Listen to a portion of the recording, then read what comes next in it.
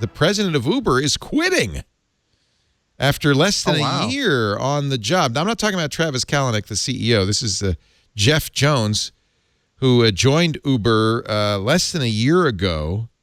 He came over from, where was he? Target. He was at Target. Target. And, of course, I love Kara. She subheads this. He's leaving after apparently deciding the current controversies are too much to handle. I don't know if he said that. Uber has merely confirmed the departure and is sending a statement along. Sources said, though, he said, this isn't the situation I signed on for, especially after Kalanick announced that he was going to hire a COO to coach him to be less of a jerk. Right? And not the first executive to leave Uber in the last couple of weeks either. Certainly the highest.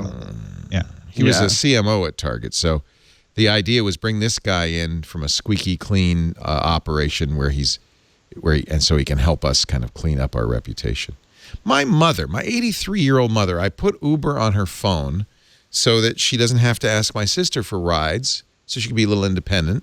She won't use it. She says, "Oh no, my friends tell me they'll rob you." What?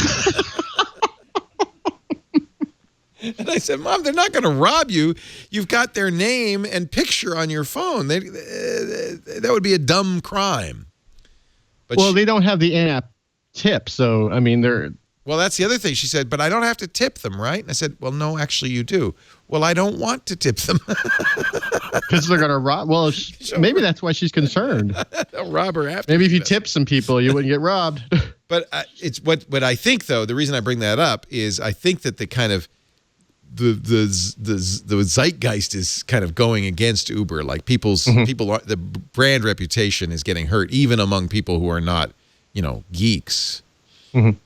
Yeah, if you're not paying close attention to this story, you hear there were protests, there was a driver who murdered somebody, there's sexual harassment. This sounds like something I don't want to be involved with. Right. I said, "Mom, cabbies are even worse." She said, "Well, no, I won't take a cab either." So anyway, at least she's consistent. Yeah, at least she's consistent. So Uber's got a lot of money. They've got a. Is it the beginning of the end at Uber or what? What is the future of Uber? I think it's the beginning of seeing a lot of people step down and leave. I mean, there's even weeks ago, there were calls for Travis to leave, and I doubt that will ever happen. He'll hire someone with, like you said, with a squeaky clean reputation to help him and be the COO. But we haven't seen the end of high-level executives leaving from there. And a lot of people are waiting for their shares to vest and to get out of there as soon as they can. It's just, you just hear constant stories about people upset with the culture there. So, this is the latest in just a handful of top executives that are going to step down. I think if it's going to be a decline, it's going to be a long decline. It's something where a number of people have already stopped using it because of all of these reasons we've talked about. Last and Uber week on the TWiT panel, every single one of them, I asked, how many of you have deleted Uber? All three of the panelists said, "I've deleted Uber." Anybody here deleted Uber? I haven't deleted it. No. I cover Uber, so I don't really have a choice. But I use Lyft exclusively. By the way, that's my excuse for using Windows. I have to. Yeah. Well, I started using Lyft because you can tip people in the app, and it's so much more convenient. Yeah, exactly. I like the idea of being able to tip you in the app. There you go. You're a good person. It's expensive to live in San Francisco. Yeah, well, because I told my mom you have to tip him, and she said, "Well, I don't have any cash," so she has to go to the bank to get some $5 bills so she could tip him. It should be in the app. Come on. Yeah, you ask them about it, and they have roundabout answers, like as they do for everything when it comes to tipping in the app. And Lyft just put it in there. And I'm very surprised that 2 months ago, Lyft didn't sort of succumb to Austin's demands for fingerprinting of drivers.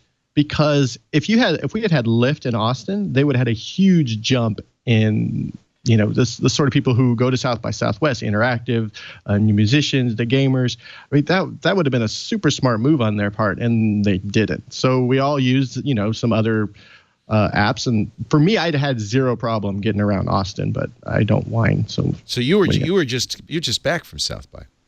Yeah, I got back Thursday. We had heard that a week ago, last Saturday, that some of the local rideshare apps in Austin had failed. Their servers went down because of the demand on Saturday. Yeah, so there was a rainstorm, and so then everyone, instead of that's what you want, a taxi system that doesn't work in the rain. Yeah. So instead of using the taxis, which were available, or the metro line, it's also the light rail system that was available. Everyone did what they do in San Francisco, New York, and LA is they tried to use their phones. And when you hit a service, it's only really scaled up to the size of Austin. And even if it's scaled a little bit more for South by Southwest, it went down.